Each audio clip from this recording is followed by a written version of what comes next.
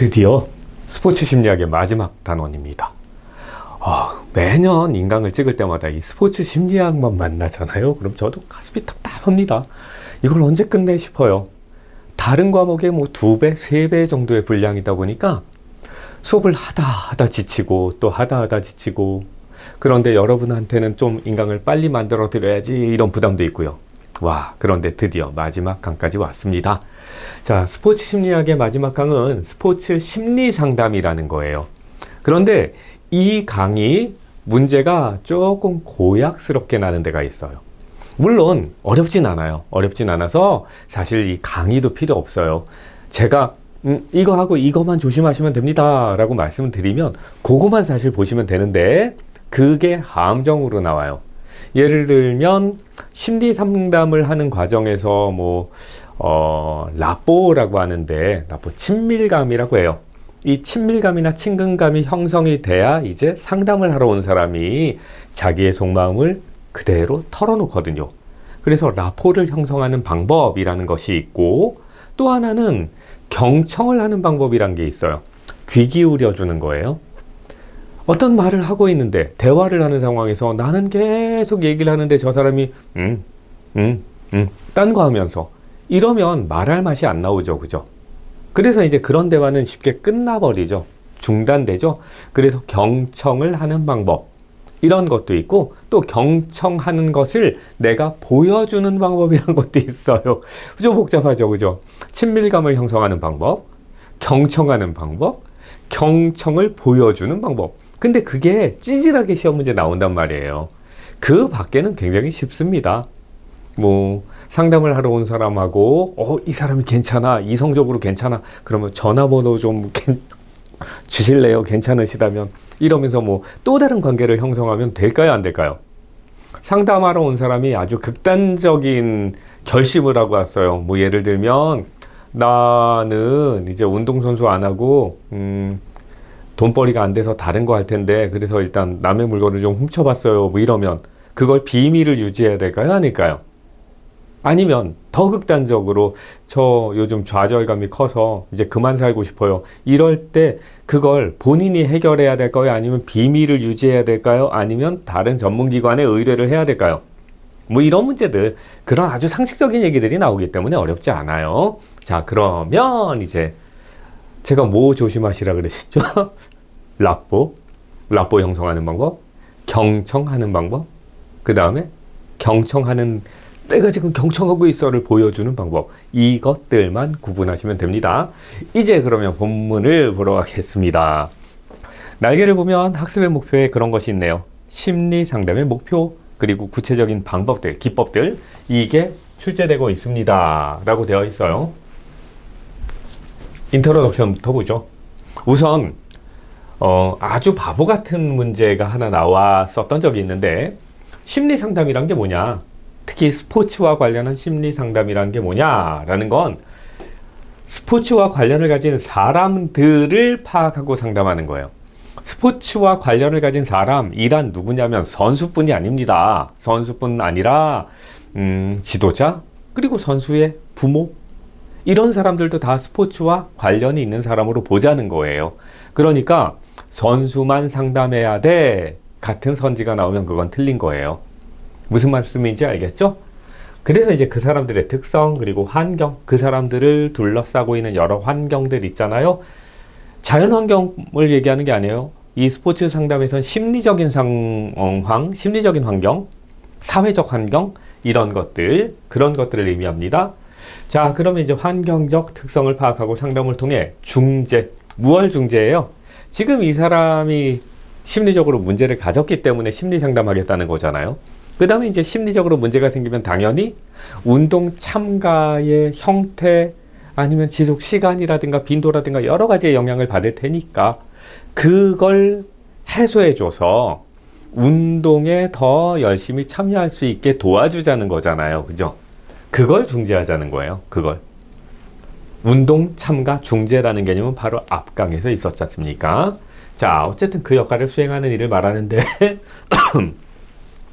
결국은 참가자의 스트레스, 불안과 같은 심리적인 문제를 해결해 주자. 그래서 운동을 수행할 때의 만족도 그리고 능력을 향상시켜 주자라는 겁니다. 그러면 이게 1차적인 목적이에요. 1차적인 목적. 그런데 우리들은 사회적 관계의 영향을 많이 받지 않습니까? 그렇죠? 저도 지금 이제 세미나를 계속 해야 되는 상황인데 마침 팀을 잘 만났어요. 같이 세미나 준비를 하고 있는 사람들이 되게 괜찮아요. 그 중에 특히나 나이는 조금 어린 분인데, 어린 양반인데 이 사람이 팀장의 역할을 하고 있어요. 답답한 거 못 참겠다는 거예요. 그래서 이제 본인이 뭔가 자료 준비가 잘 되고 있는지 항상 먼저 연락해서 확인하고 뭐 으쌰으쌰 하자는도 이러고 있습니다. 되게 재밌어요. 그러니까 그런 관계 때문에 제가 이걸 내가 해야 돼 말아야 돼 그러고 있는데 재밌게 잘 하고 있거든요. 뭐 저도 그런데 뭐 타인과의 관계가 얼마나 중요해요. 얼마나 이런 것들이 개선되면 그 목표 우리가 지향하는 바 이걸 더 열심히 할 수 있잖아요. 그죠? 그래서 우선 스포츠 상담의 목표 하나, 운동 참여의 시간을 증가시키자. 죄송합니다. 이제 막바지라 목이 엉망진창이 되어버렸습니다. 게다가 어제 그제에 해킹을 당하는 바람에 저희 서버가 털렸어요. 그런 경우는 지금 처음이에요. 저희가 이걸 운영을 하면서. 근데 다행히 이제 파일들은 따로 보관이 되어 있었기 때문에 해킹의 피해는 크진 않았지만 잠깐 인강에 문제가 있었죠. 업로드 되는데 그거 막 해결하느라고 같이 잠을 좀 못 자고 그랬더니 몸이 좀 안 좋네요. 죄송합니다. 자, 운동 참여 지속 시간을 증가시키고 1. 두 번째, 타인과의 관계를 개선해 주자. 2. 이게 스포츠 심리 상담의 목표예요. 그리고 여기서 시험 문제 안 나와요. 이건 그냥 기본 배경이라고 항상 생각하셔야 돼요. 여기서 무슨 시험 문제가 나오네? 이것만 외우면 되나? 그럼 곤란해요. 그러면 이제 볼게요. 심리 상담의 대상. 심리 상담을 왜 해? 뭐 이런 거예요. 그러면 이제 첫 번째, 만족도를 올리자. 두 번째, 운동 참가의 지속 시간을 늘려주자. 그리고 운동 참가자를 성장시키자. 더 나은 사람으로 성장시키자. 여기서 성장이라는 건 단지 운동의 기능의 발달만을 뜻하는 건 아닙니다. 우리가 스포츠에 참여하면서 굉장히 바람직한 덕목, 자세, 태도를 습득하게 되고 그게 인격적으로 성장하게 되는 거잖아요. 그걸 시키자. 그 다음에 참가자의 환경의 상호작용, 환경과의 상호작용. 여기서 환경은 사회적 환경이에요. 그 상호작용을 증진시키자 라는 겁니다. 이게 스포츠 상담의 대상이면서 목표면서 뭐 이렇습니다. 별로 중요한 거 없습니다. 그 다음엔 이제 상담의 목표예요. 앞에 거랑 거의 같은 내용이잖아요. 그죠? 참가 시간을 증가시키고요. 만족도를 향상시켜주고요. 그리고 운동에 참여하는 사람의 심리를 개선해주는 거예요. 그런데 이거나 거의 같아요. 그죠? 심리 개선해준다는 말이나 뭐 만족도를 향상시켜준다는 말이나 뭐가 달라요? 앞에서 우리는 스포츠 수행과 운동 수행과 관련한 개인적, 심리적 요인들을 살펴봤잖아요. 그죠? 그럴 때 뭐 불안이라든가 스트레스라든가 뭐 이런 거는 해소시켜주고 해소하는 것이 맞고, 그 다음에는 재미나 몰입의 기회를 마련해주고 뭐 이러자. 그 다음엔 이제 사회 심리 요인이라는 것이 있었는데 사회적 태만이라는 걸 극복하게 하고, 그리고 응집력 같은 걸 높여주기도 하고 뭐 이러자. 뭐 이런 거 있었잖아요. 그래서 그런 환경이 조성이 되면, 그런 과정이 진행이 되면 운동에 참여의 만족도가 증가될 테고, 그리고 여러 가지 심리적 문제가 개선되겠지 뭐 라는 거예요. 별거 아니에요. 그러면 이제 결과적으로 운동 수행이 향상되겠죠. 그죠? 그리고 이제 사회적 관계들이 개선되거나 할 거예요. 다 같은 얘기가 뱅뱅뱅뱅 돌고 있는 거예요. 무한 루프. 여기는 그래서 쉬워요. 사실 그것만 조심하시면 된다니까요. 이게 라포 형성이냐, 아니면 뭐 경청의 방법이냐, 아니면 경청하는 걸 보여주는 방법이냐, 뭐 이런 찌질한 문제만 조심하시면 돼요. 자, 그럼 문제를 보시겠습니다. 문제 하나만 볼게요. 하나만. 우선 심리 상담의 기본적인 원리라는 건데요. 요즘 이제 심리 상담과 관련해서 TV에 유명하신 그 여자 선생님 한 분 계시죠. 그죠? 그분을 잘 생각하시면 돼요. 그분이 TV 프로그램에서 보시면 이 상담이 필요한 사람들이 얘기를 할 때 말 한마디도 안 하고요. 보면서 고개를 끄덕거리기도 하고 눈을 맞춰주기도 하고 뭔가 적기도 하고 뭐 이래요. 계속 끼어들지 않아요. 그 사람들이 하소연하는 동안에는. 근데 이제 상담을 하겠다고 하는 사람들 중에 어떤 사람들, 좀 급한 사람들, 아니면 내가 상담을 잘해라는 걸 과시하고 싶은 사람은 자꾸 말을 잘라먹고 껴들고 이러려고 하거든요. 근데 그분은 그러지 않잖아요. 그런 걸 잘 생각하시면 돼요. 자, 그러면 이제 심리 상담을 할 때 기본적인 원리는 뭐다? 내담자의 개인 차이를 인정하자는 거예요. 사람은 다 다르다라는 거. 이걸 인정해야 함부로 평가하지 않게 돼요. 너가 잘못했어. 너 이상한 성격이야. 뭐 이러지 않게 된다는 거예요. 자, 개인 차이를 인정합시다. 그리고 내담자가 감정을 솔직하게 표현하도록 돕자라는 겁니다. 우리가 낯선 사람하고 상담할 때 우리의 감정을 정말 솔직하게 드러내요? 저는 그래 본 적이 없는걸? 저는 저를 굉장히 잘 감추려고 해요. 물론 들키지만 제 약점이라든가 제가 어떨 때 우울감을 느낀다던가를 잘 표현 안 하려고 해요. 어릴 때부터 그러면 바보, 그러면 남자 아니고 이런 억압을 너무 많이 받아왔거든요. 그러니까 이제 일반적으로 사람들은 낯선 사람 앞에서 자기의 감정을 솔직하게 얘기하려 하지 않으니 그걸 솔직하게 표현하도록 도와주는 것이 필요하다는 거고요. 그리고 그 감정에 민감하고 적절하게 반응하자. 저 사람이 울 때요, 슬퍼하면서 울 때 너 왜 울어? 제가 잘 그러는데 애들이 와서 울잖아요. 학생들 울 때 많아요. 특히나 여학생들, 고3 여학생들 제 앞에서 많이 울어요. 그러면 울지 마, 나 불편해. 그러다가 그래도 울면 너 집에 갈래 그냥? 그리고 다 울고 나잖아요. 울고 나면 네가 뭘 잘했다고 울어 이러면 너 학원 끊을 거지 막 이런 장난도 하거든요. 제가 못됐죠. 그죠? 그런데 저는 일단 제가 상담가가 아니라는 생각을 하고 있어요. 저는 교육자여야지 상담가? 내가 네 심리 상담을 해주면서 시간을 낭비해야 되겠니? 우리가 지금 바쁜데? 저는 약간 그런 생각이 있거든요. 근데 어쨌든 상담을 할 땐 그러면 안 된다는 거예요. 그리고 지금요, 저는 교육자이지 상담가가 아니다라는 이것도 약간 중요해요. 왜냐하면 자칫 잘못하면 지도자가 상담하려 하고 동료가 상담하려고 하고 뭐 그러단 말이에요. 그래서 이제 다중적인 관계라고 하는데 그런 다중적인 관계를 맺지 말라는 게 또 스포츠 상담의 기본이에요. 모든 상담의 기본이에요. 다중적인 관계를 가진 사람들이 상담을 하면 자꾸 주관이 끼어들고요. 엉뚱한 해결책을 제시하거나 뭐 이럴 수 있거든요. 저는 이제 좀 그래서 나는 가르치는 사람이야, 상담하는 사람이 아니야. 이건 친구들하고 엄마들하고 가서 얘기해야 돼. 뭐 이러거든요. 그냥 어쨌든 그럼에도 불구하고 내담자의 감정에는 민감하고 적절하게 반응해 주는 것. 아, 슬프구나. 그 TV에 나오는 그 박사님, 여자 박사님이 이걸 되게 잘하죠. 아, 너 그래서 슬펐구나. 뭐 이런 말을 해주잖아요. 응? 민감하게, 적절하게. 저는 사실 저 때 왜 울지? 저 때 제가 왜 짜증 부리지? 뭐 그럴 때 있는데 그분은 안 그러던데요? 자, 이걸 잘하더라고요. 그 다음에 이제 내담자를 있는 그대로 이해하고 존중한다. 이것도 역시 마찬가지. 판단하거나 비판하지 않잖아요. 물론 비판을 해야 될 때가 있죠. 어떨 때? 상처 주는 사람이 있을 때.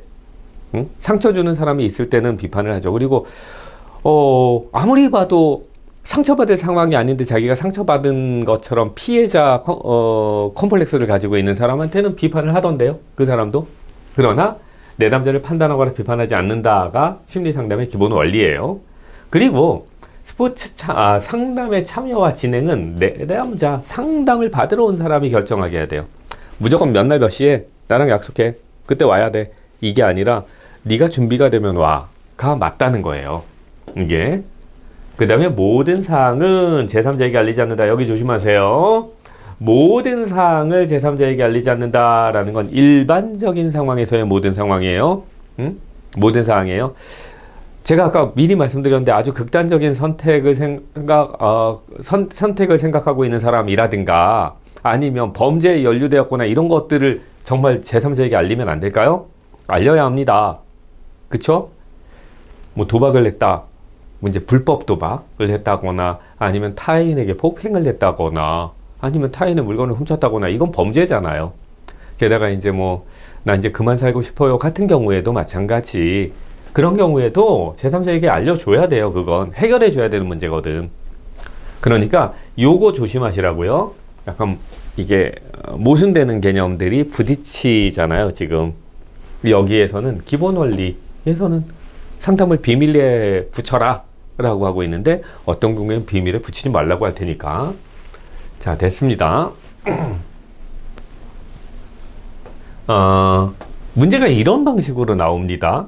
이건 기본적인 문제예요. 어려운 문제가 아니에요. 그러니까 요 정도만 나오겠지 이러면 곤란해요. 이렇게 나와주면 고맙습니다 그러시면 돼요. 근데 이거보단 조금 어렵게 나옵니다. 최근에 스포츠 심리학자의 역할이래요. 문제 참 왜냐면 스포츠 심리학자잖아요. 이론적으로 연구하고 있는 사람이죠. 그죠? 스포츠 상담가와 스포츠 심리학자의 역할은 다릅니다. 엄밀하게 따지면 이건 이론가예요. 학자예요, 학자. 이 사람들 상담 안 합니다. 스포츠 상담가는 따로 있습니다. 그런데 체육 지도자 연수원에서 문제 만드는 사람들이 개념이 없어요. 개념이 막 혼동해. 막 이게 이 개념하고 이 개념은 분명히 이렇게 막혀서 서로 건너다니면 안 되는데 막 다음을 타고 건너갔다가 이쪽으로 다시 넘어오고 막 이래요. 되게 멍청해요. 어떨 때 보면. 제가 그래서 좀 화가 나요. 이런 걸 보면.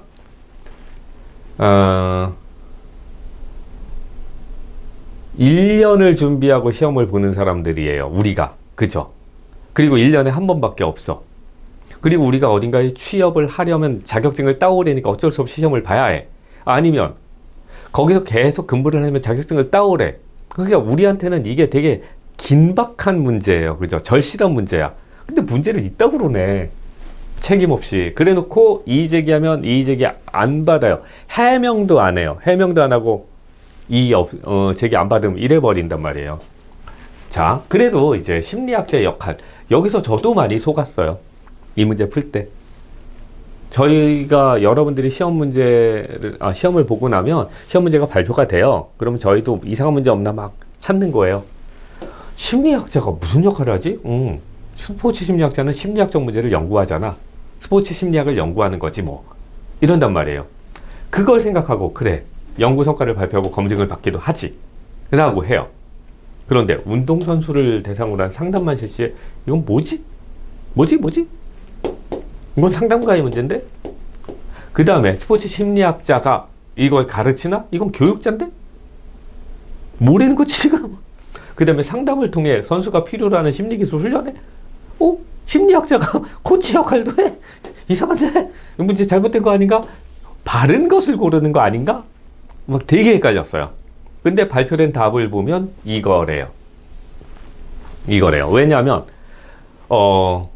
아마도 그쪽에서 문제를 냈었을 때는 운동선수를 대상으로 한 상담만 하는 게 아니라 지도자라든가 아니면 부모라든가 그 스포츠 상황과 관련을 가지고 있는 모든 사람들을 상담의 대상으로 삼는다라는 개념이 있으니까 이게 맞다 이랬을 것 같아요. 그죠? 그런데 잘 보면 문제 이상하죠? 자, 여기서 제발 당부드리고 부탁드리는 건 뭐냐면 이딴 문제가 나오면 끝까지 물고 늘어져 주세요. 제발.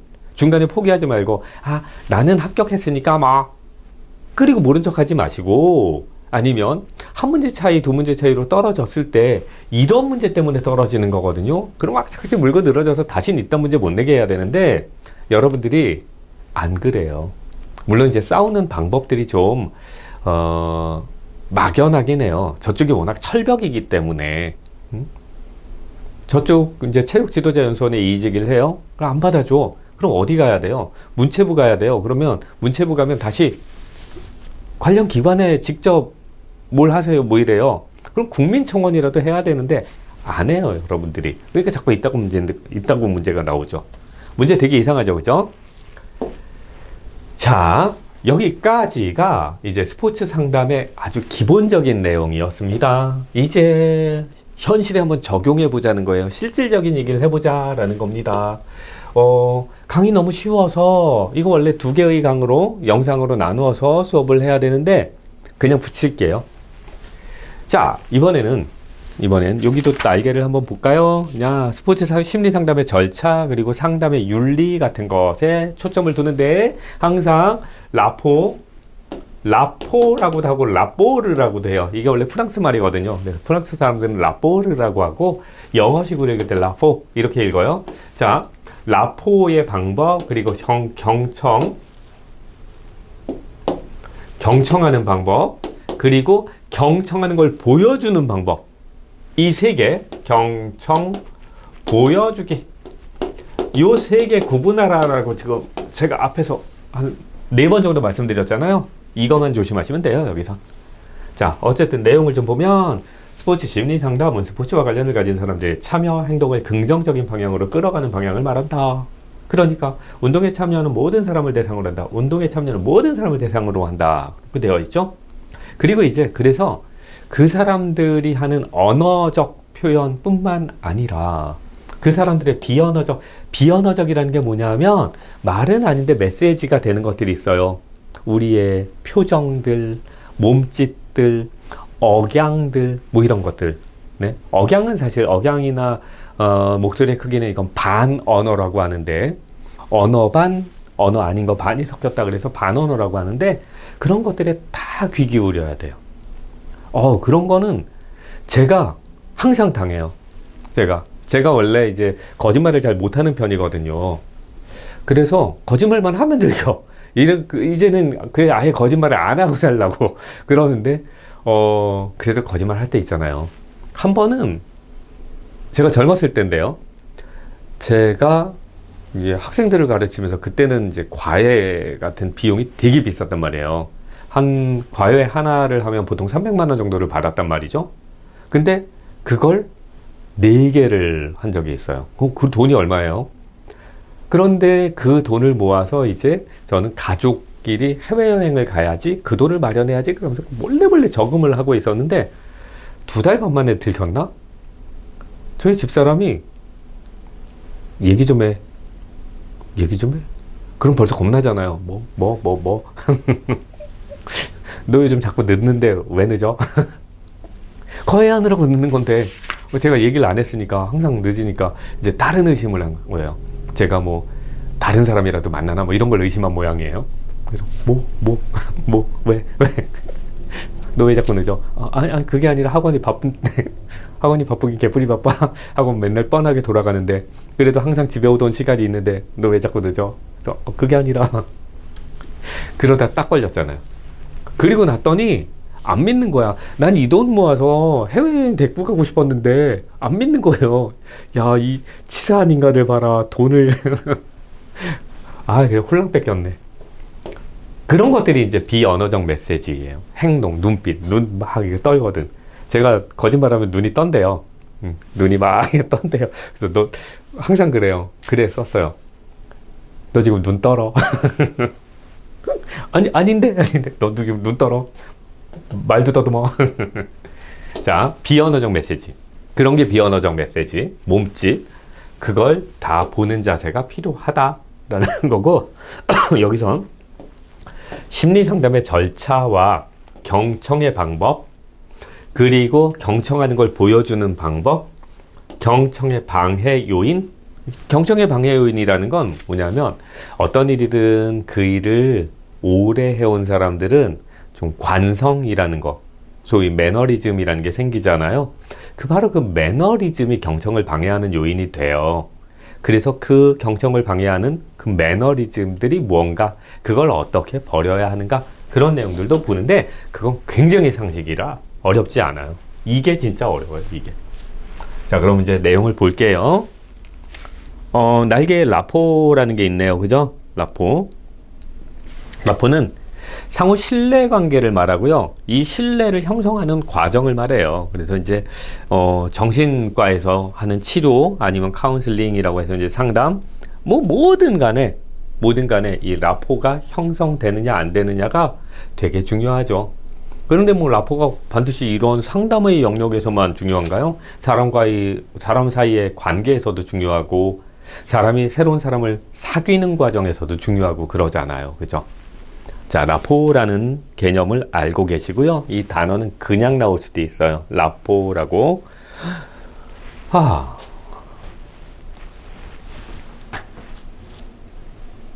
자, 이제 심리 상담을 하는 거예요. 어떤 사람이 나와 얘기를 하고 싶어 해요. 그리고 자기 속내를 털어놓고 싶어 해요. 이거 잘 보면 연애하고도 되게 비슷해요, 이게. 연애. 근데 연애는 이제 뭐가 목적이냐면 이 사람하고 내가 오래오래 같이 만날 것인가 아닌가를 결정하는 것이라면, 이 스포츠 심리 상담은 이 사람이 가지고 있는 심리적인 문제를 해결해 주겠다는 거지 않습니까? 그래서 운동 참여의 지속 시간을 늘려주고 운동 참여의 즐거움을 늘려주겠다는 거죠. 그거만 다른 거예요. 자, 보세요. 사람하고 사람이 만나요. 상담가와 내담자라고 하는데, 상담하러 온 사람을 만나요.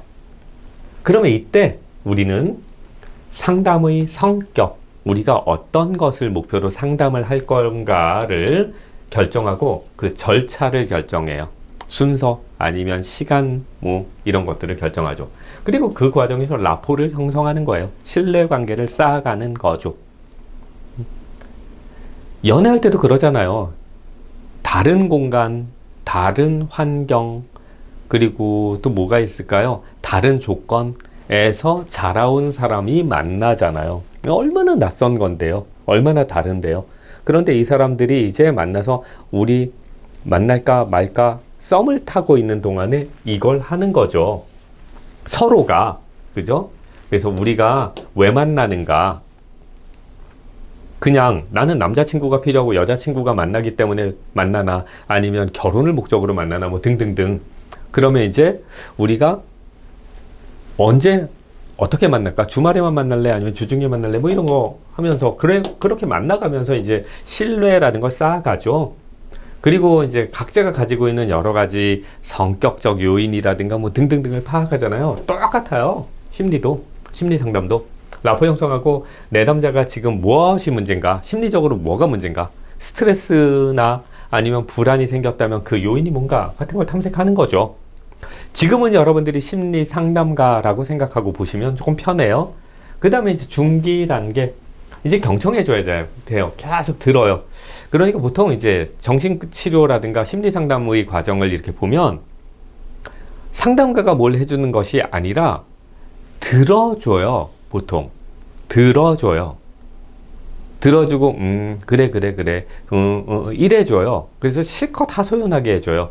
그런데 이제 영화 같은 데를 보면 잘못된 상담가들이 자꾸 껴들죠. 그래서 판단해버리죠. 평가하고 너는 그래서 안 되는 거야 등등등, 이걸 고쳐야 돼 막 자꾸 껴들죠. 그러면 이제 내담자가 깨는 소리 하고 있네 그리고 다시는 안 가죠. 자, 경청을 통해서 문제를 발견해주고, 그리고 함께 문제 해결의 방법을 모색해 봐야 되는데 자꾸 강요하고 판단하고 평가하려 하면 안 된다는 겁니다. 중기 단계에선 경청해줘야 되고, 그 다음에 종결 단계에선 내담자 스스로 문제를 직면할 수 있도록 도와주는 일이에요. 그 다음에 이제 상담이 성공한 경우는 어떻게 해야 될까? 그리고 내담자의 사정이나 불화로 상담이 중단되는 경우는 어떻게 해야 될까? 이런 전략을 또 다시 짜야 될 것 같다는 겁니다. 네. 그 다음엔 여기는 이제 별거 없습니다. 그 다음에 관심, 라포를 형성하는 방법 중엔 경청 그리고 관심 중에서 관심이 더 중요할 것 같아요. 그런데 이제 이게 라포라고 나오지 않고 시험 문제는 관심을 보여주는 방법 이렇게 나올 수 있어요. 여기서부터가 이제 헷갈려요. 경청을 보여주는 방법, 관심을 보여주는 방법, 등등등 이런 것들. 자, 보세요. 관심을 보여주는 방법이에요. 연애한다 칩시다. 연애 초기에는요, 어떻게 하면 둘이 더 재밌는 일을 만들까를 고민하죠. 그죠? 내일 만날 거야. 아니면 뭐 며칠 후에 만날 거야. 그러면 옷을 뭐 입을까? 어디 가서 뭘 먹을까? 그리고 나머지 시간엔 영화를 볼까? 산책을 할까? 아니면 경치 좋은데 여행을 가볍게 여행을 가볼까? 막 고민을 하는데, 조금 오래된 연인들, 제가 가끔 이제 카페 같은 데에서 보는 사람들 중에, 야, 저럴 거 뭐하러 만나지 싶은 사람들이 있는데요. 서로 얘기를 하는데, 얘기하면서 자기 핸드폰으로 뭔가를 하고 있는 거예요. 그 왜 만나? 집에서 그냥 카톡하지. 그런 경우는 이게 이제 식은 거지, 관심이 식어버린 거예요. 그죠? 그러면 안 만나야 되는데, 그거 뭐하러 만나지? 싶은 그런 경우도 있어요. 자, 연애 초기에, 나 이 사람한테 관심 많아. 응? 관심 많아. 그럴 때 우리의 태도를 보세요. 마주보고요. 그리고, 그거보다 조금 다음 단계는 옆에 앉죠. 마주보지도 않아요. 옆에 앉아요. 그죠? 근데 마주보고, 몸을 앞으로 기울여요. 그리고, 눈이 똘망똘망해요. 둘 다. 응? 서로의 모든 걸 다 알아보겠다. 너의 기분까지 다 맞춰줄 거야. 막 이러면서 눈이 바짝바짝 거리잖아요. 바로 그런 상태를 생각하시면 됩니다. 관심을 보여줄 때는 항상 마주 봐야 돼요. 똑바로 앉아야 돼요.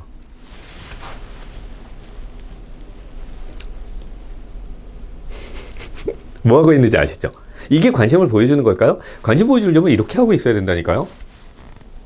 그래서 어쩔 건데? 이렇게 해야지. 그죠? 연애 잘 안 되시는 분들은 지금 여기 똑바로 잘 들으세요. 이것만 해도 연애의 80%는 성공합니다. 내담자를 향해서 똑바로 앉아서 바라보시고요. 특히나 여자분들이 이런 태도를 취해주시면 남자들은 여자분이 자기한테 반한 줄 알아요. 이것만 해주면. 자, 팔짱 끼거나 다리 꼬면 안 되고요. 항상 그 사람 쪽으로 몸을 기울여서 눈을 맞춰주고요. 눈 맞춰주고요.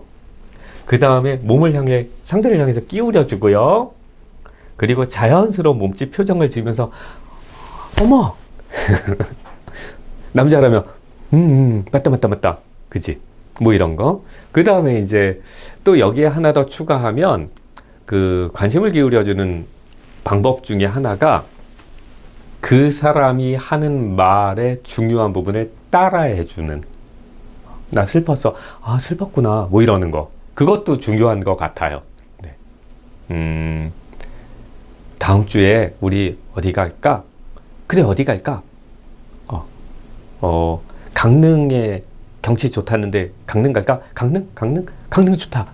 이래주는 것만으로도 관심을 충분히 표명하는 것처럼 보일 거 아닙니까? 그죠? 그래서 뭐 이제 이건 이론이기 때문에 그 사람의 중요한 단어들, 그 사람 말 중에 중요한 단어를 따라해주는 일, 이런 것들도 관심을 보여주는 방법에 포함된다는 이론도 있어요.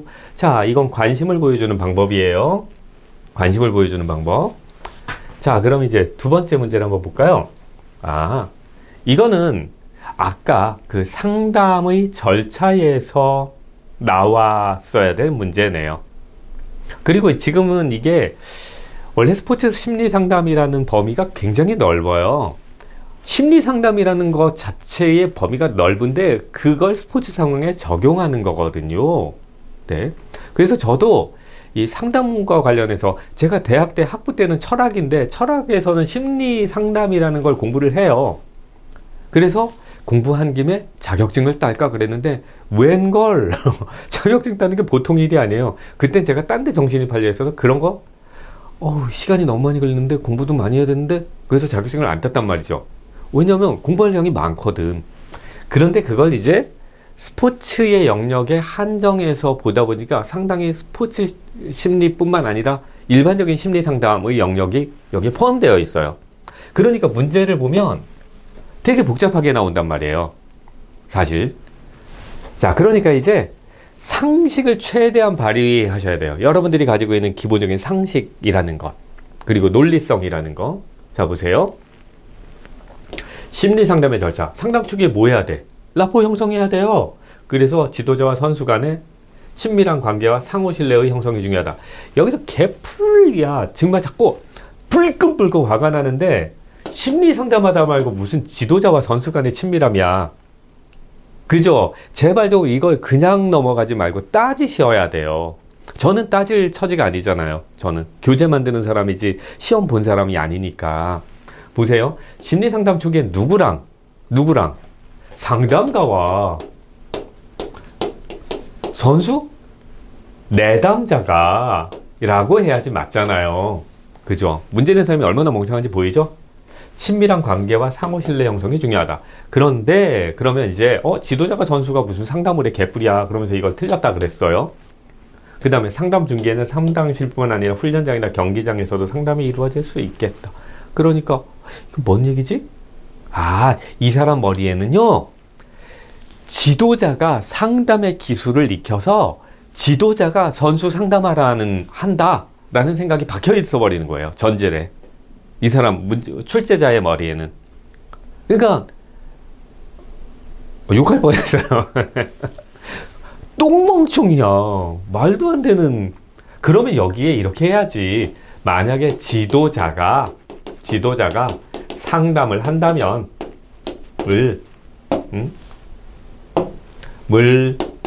한다면이라는 전제를 달아줘야지 이게 말이 되는 거죠. 그죠? 무슨 심리상담가가 선수가 문제가 있는데 운동장에까지 가고 훈련장에까지 가서 상담을 해줘. 자기도 바쁜데. 그런데 이제 요 문제가 답이면 답이 아니면 이게 틀린 거면 이것도 틀린 거잖아요. 그죠? 그러니까 그럴 리는 없어. 틀린 거 고르려니까. 그럼 이것도 맞는 걸로 이걸로 맞는 걸로 보자면 이런 전제가 숨어 있구나라고 생각을 해줘야 돼요. 문제 풀 때. 그러지 않으면 이게 답이 안 나와요. 상담 후기에는 면담이나 질문지 검사를 통해서 상담 초기 선수가 지닌 목표를 평가해요. 그래서 이제 상담이 잘 진행되었는가 아닌가를 찾아보자. 이건 괜찮아요. 근데 이제 4번에 상담은 자발적으로 원하는 선수에게만 실시한다 인데, 정말 심리적으로 문제 있는 사람들은 심리 상담을 안 받아요. 정말 문제 있는 사람은 어중간하게 자기가 위기의식을 느끼고 있는 사람이 심리 상담을 받아요. 제 주변에 연세가 많아요. 제가 그 양반을 20년을 봤는데요. 처음에 봤을 때는 이 사람 좀 이상한데 그랬어요.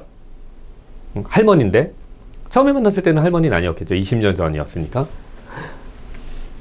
집을 방문했는데 집이 너무 더러워. 물건을 하나도 못 버려요. 20살 때 입었던 옷을 60세가 넘은 분이 못 버리고 가지고 있어요. 가족들이 그걸 버리잖아요. 그럼 쓰레기장을 뒤져서 다시 캐와요, 그걸. 그래서 빨지도 않은 옷을 널어놔요. 와, 집이 단독주택에 살던 분인데 아파트로, 그것도 이제 좀 작은 아파트로 이사를 했죠. 연세가 많으니까. 24평으로 이사를 했는데 단독주택에 옛날에 잘 살았을 때 그때 정원에 있던 정원석을 다 캐왔어요. 정원석을 캐와서 베란다에 놨어. 베란다에 사람이 못 다녀요. 막 이렇게 다녀. 그래서 되게 이상하다. 뭐 문제 있다. 한 40년 된 그 중국에서 샀다는 중국산 테이블, 다리가 다 부러졌어요. 막 한당한당해. 엄청 무거운데, 근데 그것도 고치지 않고 그대로 놔요. 24평에 되게 큰 테이블을. 그러니까 이 거실에도 사람이 앉기가 어려운데 그걸 하나도 못 버리고 그러는 거예요. 그래서 저는 딱 보고 이 사람 뭔가 문제 있는 사람이다 라고 생각을 했어요. 그리고 이제 어떨 때 그런 증상이 있냐면, 뭘 못 버리고 집착하고 자꾸 그러냐 하면, 그게 ADHD, 집중력 장애 있는 사람들이 그래요. 성인 과잉 행동 장애 있는 사람들, 그런 사람들이 약간 그래요. 그래서 이제 계속 살펴봤더니 역시 마찬가지예요. 굉장히 충동적이고요. 그리고 떼 쓰는 거 좋아하고요. 아무 데서나 떼 써요.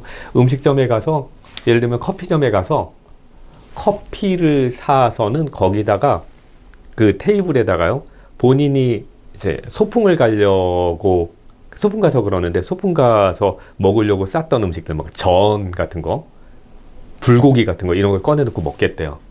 못 말려요. 되게 뗐어요. 막 주인하고 싸우고 그래요. 그래서 이 사람은 심리 상담을 해야 돼. 상담을 해야 돼. 라고 하고 그 가족들한테 조언을 했어요. 상담 받아보시는 게 좋겠습니다. 라고. 근데 가족들도 그걸 못 말려요. 본인은 내가 미쳤다고 그러는 거야? 또 이제 싸움이 나는 거지. 자, 무슨 말씀이냐면 정말 상담이 필요한 사람들은 상담을 거부합니다. 보통 심리 상담에서 적당히 위기의식을 느끼고 자기한테 문제가 있다라는 것을 감지할 수 있는 그런 능력이 있는 사람들이 상담을 해요. 그죠? 그러니까 심각한 사람은 자발적으로 원하지 않는걸? 근데 자발적으로 원하는 선수만 상담을 하게 되면 진짜 심각한 사람은 상담의 기회를 놓치게 되는 건데 문제가 더 커질 텐데 라는 거예요. 그래서 얘는 정답은 이거거든요.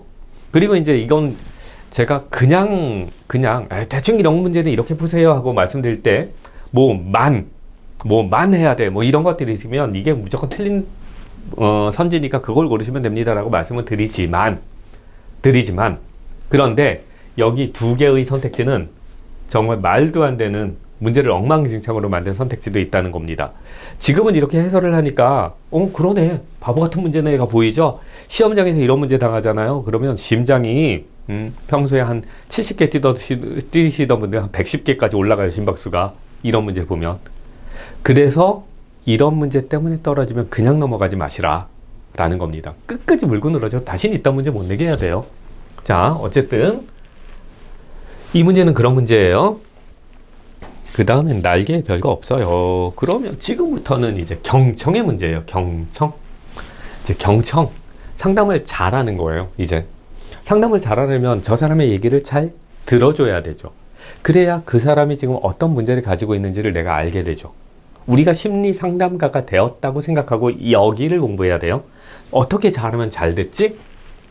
어떻게 하면 잘 됐지?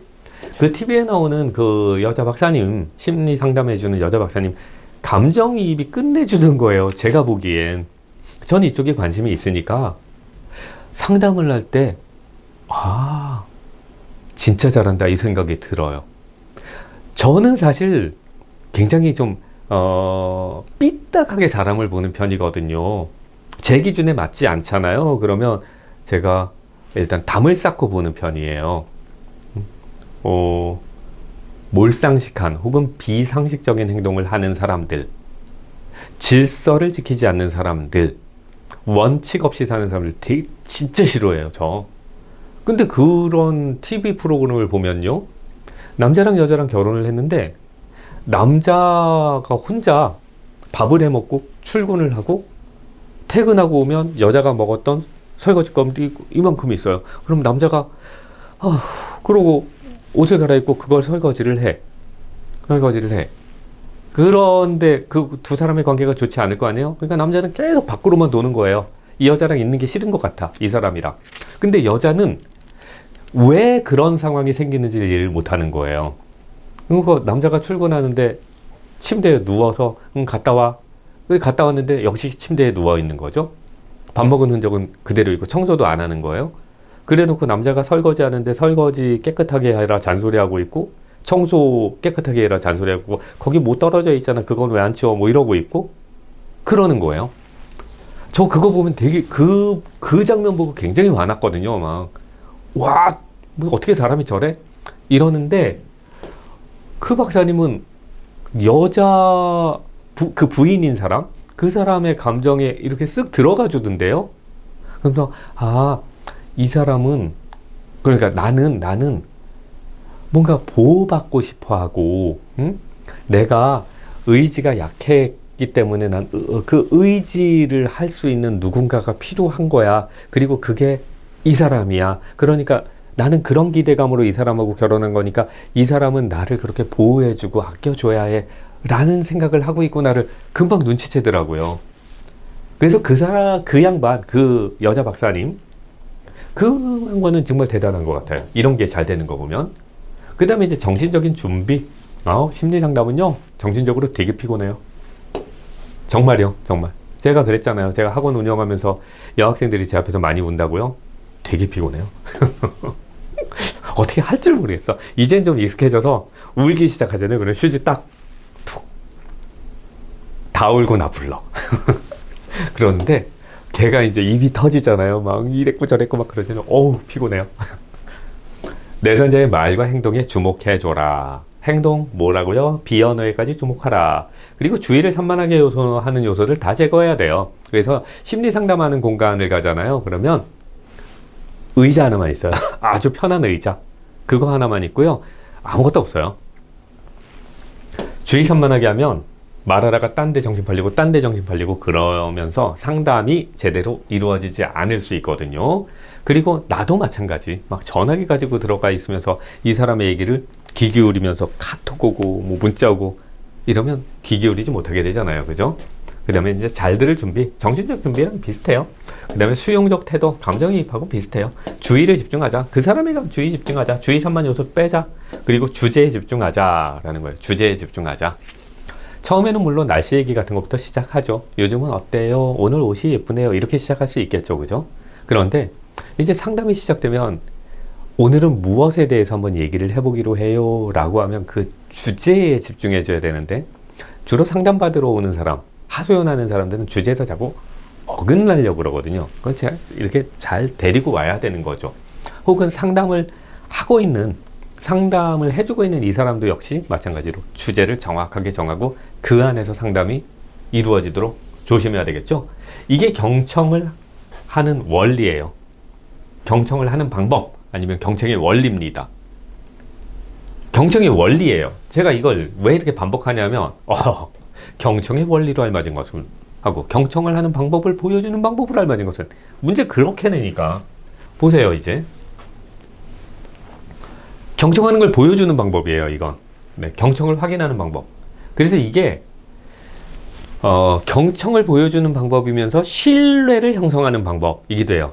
신뢰를 형성하면서 경청을 확인하는 방법. 문제 어떻게 나든 똑같은 거예요. 이렇게 나올 수도 있고요. 이렇게 나올 수도 있어요. 체육지도자연수원에서는 주로 이렇게 내요. 신뢰를 형성하는 방법이라고 내요. 그런데 이게 원래 심리학에서는 경청을 확인하는 방법, 경청하고 있음을 보여주는 방법이에요. 어떻게 하면 돼요? 연애할 때를 생각을 하시면 됩니다. 연애, 맞다. 아직 연애 못 해보신 분들이 많구나. 언젠간 생겨요, 언젠간. 설마 안 생기겠어? 자신있게 살자고요. 그냥 이미 이제 연애를 하고 계신 혹은 연애를 한 후에 결혼하신 분들은 그 연애 초기에 우리가 어땠는지 그걸 생각을 해보면 돼요. 그 사람이 얘기할 때마다 고개 끄덕여주고, 그죠? 그리고 맞다 이래주고 그랬잖아요. 그리고 적절하고 단순한 음성 이래주는 거, 그런 것만으로도 내가 듣고 있어 라는 걸 보여주는 거고, 이 말하는 사람 입장에서는 나 혼자 괜히 떠드는 거 아니야? 듣고 있네? 나 이 사람한테는 하소연해도 되는구나, 이런 마음의 자세가 생긴단 말이에요. 그러니까 적절하고 단순한 음성 반응이 필요하고, 그리고 관심 어린 질문, 정말 관심 어린 질문. 저는 친해지고 싶은 사람한테 뭘 묻냐 하면, 전 영화를 되게 좋아하거든요. 그래서 재밌는 영화 뭐 봤어요? 이렇게 물어요. 그러면 질문 받은 사람 깜짝 놀란다? 왜냐하면 그런 질문을 잘 안 하잖아요. 뭐 재밌게 읽은 책이 뭐예요? 재밌게 본 영화가 뭐예요? 뭐 이런 거 잘 질문 안 하잖아요. 그 처음에 만났을 땐 가족부터 묻죠. 네. 어디 살아요? 부터 시작해서 뭐 그러잖아요. 직업은 뭐예요? 저는 그런 거 관심 없어요. 가족이 뭐고 뭐 직업이 뭐고 저는 관심 없고, 그냥 이 사람이 좀 괜찮아 보입니다. 그래서 친구하고 싶습니다 하면, 재밌게 본 영화는 뭐예요? 부터 시작해요. 관심 있게. 그래서 이제 그 사람이 영화는 별로예요. 그러면 좋아하는 게 뭔데요? 음악 좋아해요. 그럼 음악은 어떤 음악 좋아해요? 그 사람이 관심 있는 것들을 이렇게 물어봐 줘요. 저는 좀 그런 편이에요. 자, 그렇게 되면 이제 서로 신뢰가 형성된다는 거고요. 이게 경청을 확인하는 방법이기도 하고 합니다. 자, 시험 문제는 신뢰를 형성하는 방법이라고 나올 수도 있고 경청을 확인하는 방법이라고 나올 수도 있다는 거.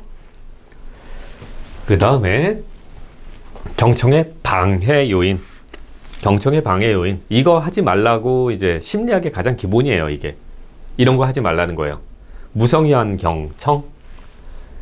제가 다른 영상에서도 한번 말씀드렸던 것 같기도 한데, 카페에서 차를 마시고 있는데요. 어디서 핸드폰 진동 소리가 계속 울려요. 음, 음, 음. 조용한 카페에서 핸드폰이 계속 울리니까 이제 저는 자꾸 이제 귀가 트여서 거슬리기 시작하는 거예요. 아, 저거 왜 안 받지? 자꾸 진동이 울리는데 왜 안 받지? 그러다가 찾았는데 여자분 두 분이 서로 대화를 하고 있는데 한 명은 쉬지 않고 얘기를 하고 있어요. 뭔가 하소연하고 있는 것 같은데 또 한 명, 그 맞은편에 있는 이 친구는 자기 핸드폰을 보면서요. 전혀 안 듣더라고. 그러고 있는데 이 얘기하고 있는 이 사람이 불쌍하더라고요.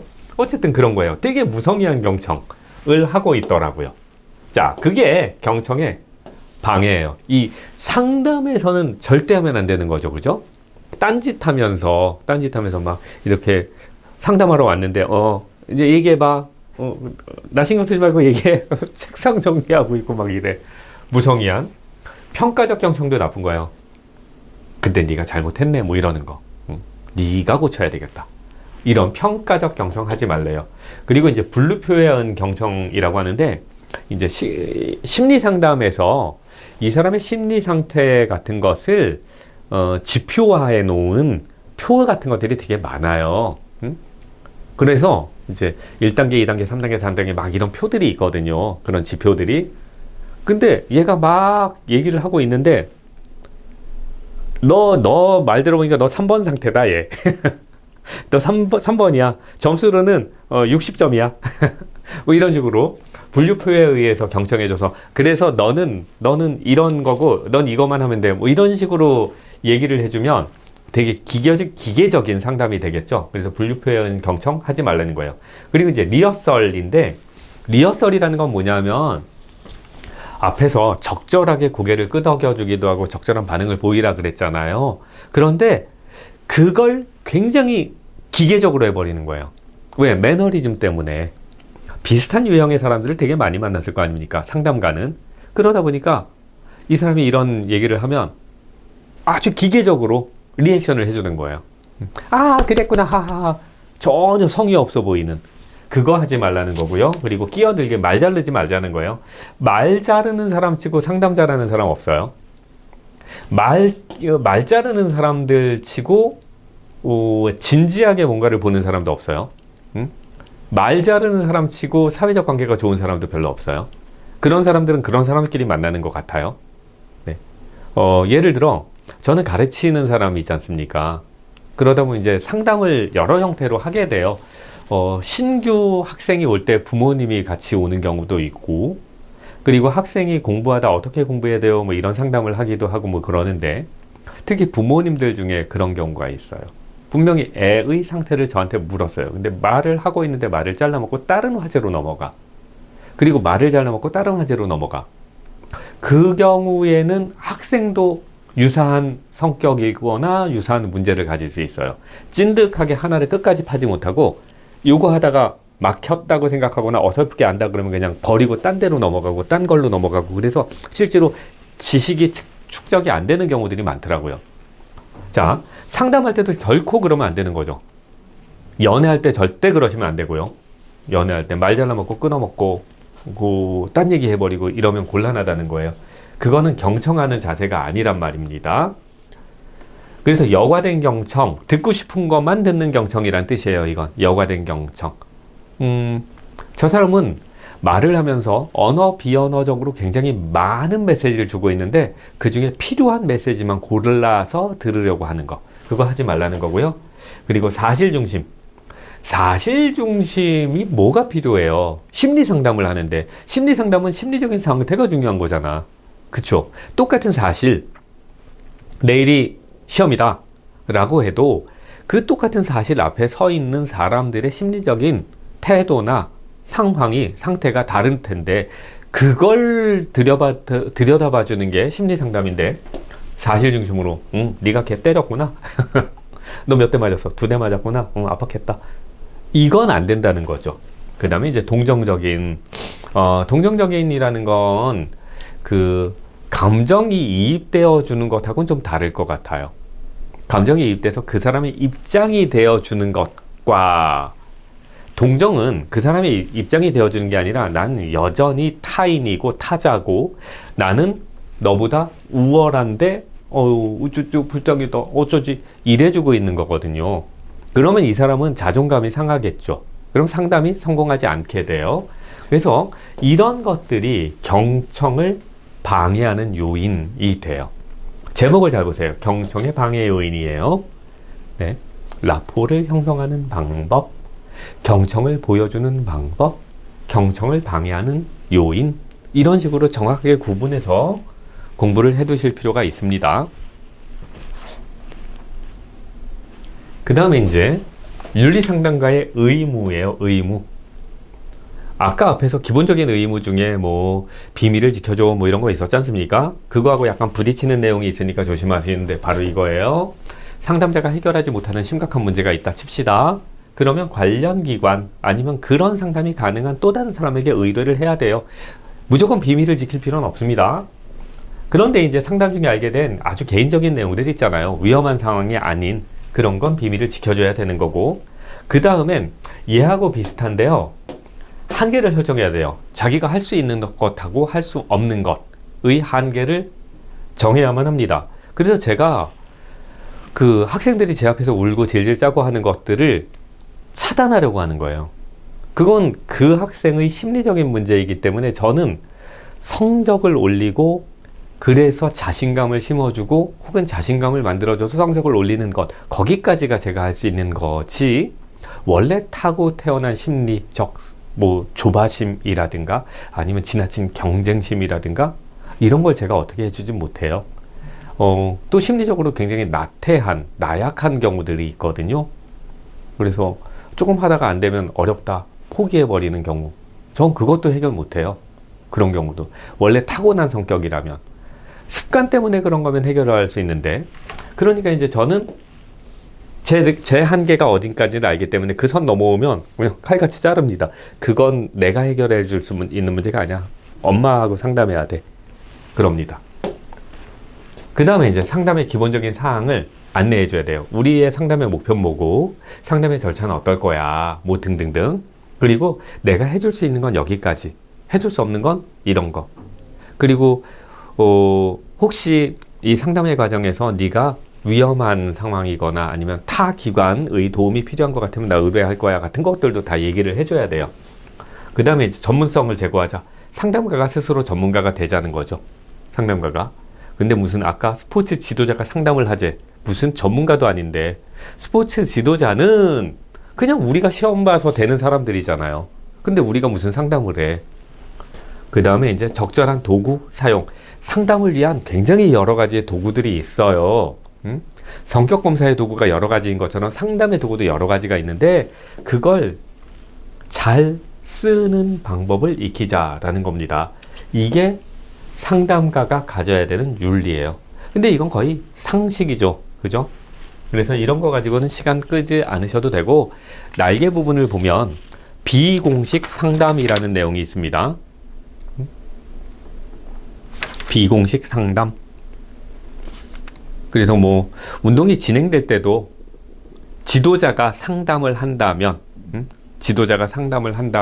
상담가가 된다면 상담의 기술을 익히고, 그럴 때는 비공식적으로도 상담의 효과를 거둘 수 있는데, 뭐 예를 들면 뭐 이런 것들, 그런 것들도 일종의 상담의 방법으로 쓰일 수는 있더라라는 겁니다. 자, 그 다음에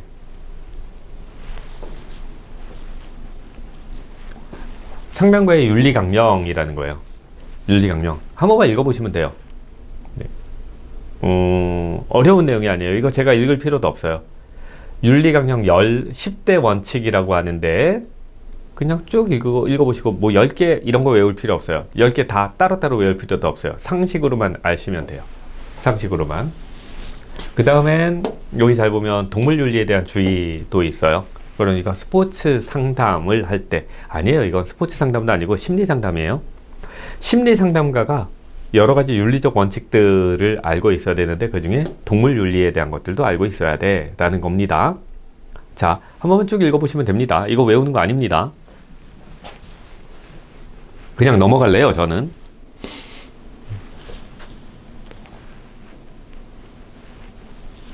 그 다음에 이제 상담가가 비밀을 지키지 않아도 되는 경우, 날개에 있어요. 교재엔 날개에 있는데, 내담자가 위험한 행동을 할 때 그걸 비밀 유지의 원칙 때문에 비밀을 정말 지켜줘야 될까요? 그랬다가 큰일 나면 어쩌려고. 저는 큰일 한 번 당한 적이 있어요. 정말로. 저는 제가 어쩌지 못하는 건 상담 안 한다 그랬잖아요. 제 친구가 밤에 11시인가에 전화했어요. 나랑 얘기 좀 해달라고. 근데 제가 그 친구의 고민을 알았거든요, 그때. 근데 제가 어쩌지 못하는 고민이에요. 그때 그 고민이 뭐냐면, 저 어렸을 때인데, 공부를 하고 싶은데 대학을 못 갔다는 거예요. 그리고 대학을 못 갔고, 그 친구는 뮤지컬을 하고 싶은데, 뮤지컬 계에서는, 학벌을 따지더라는 거예요. 그러니까, 나는 뮤지컬 하고 싶은데 잘 안 돼.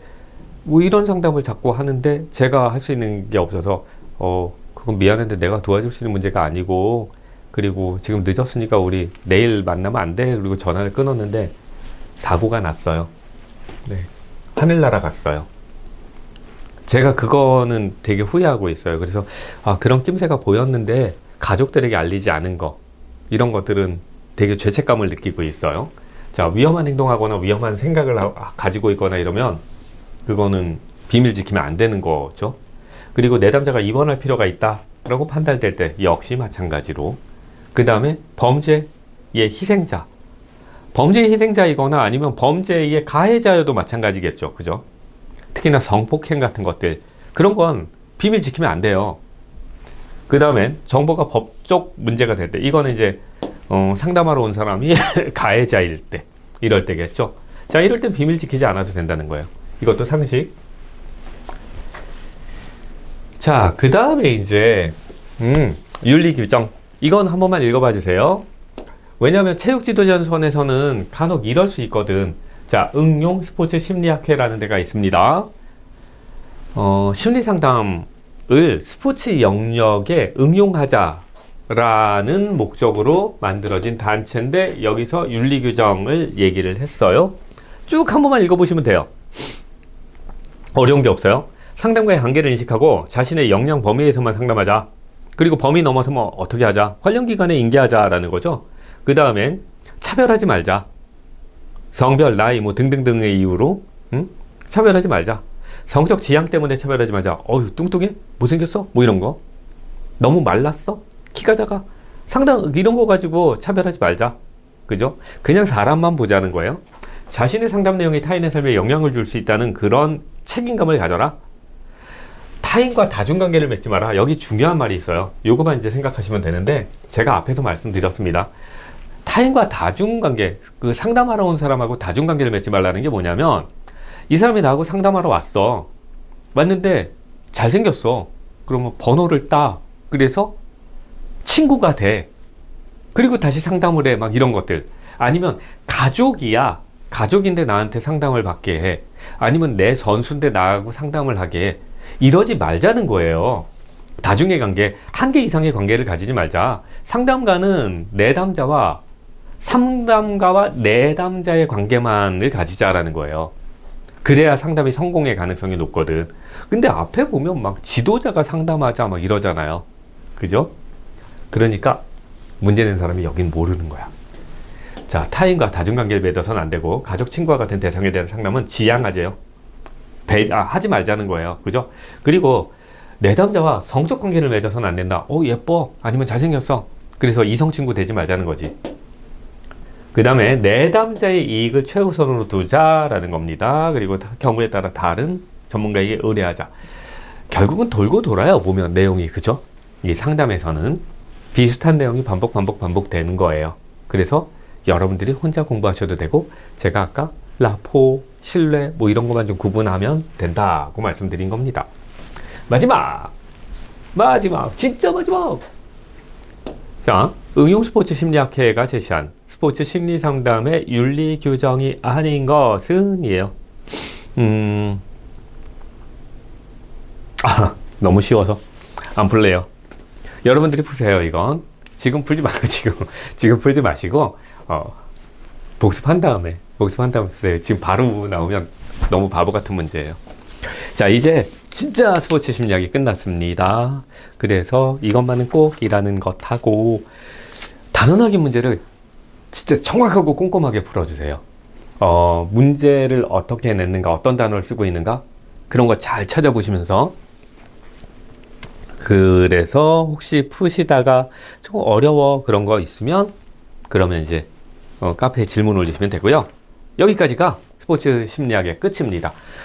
이야, 먼 길 달려오시느라고 고생하셨습니다. 고생하셨어요. 정말 애쓰셨고요. 마지막까지 끝까지 힘내셔서 좋은 결과 거두세요. 이상입니다.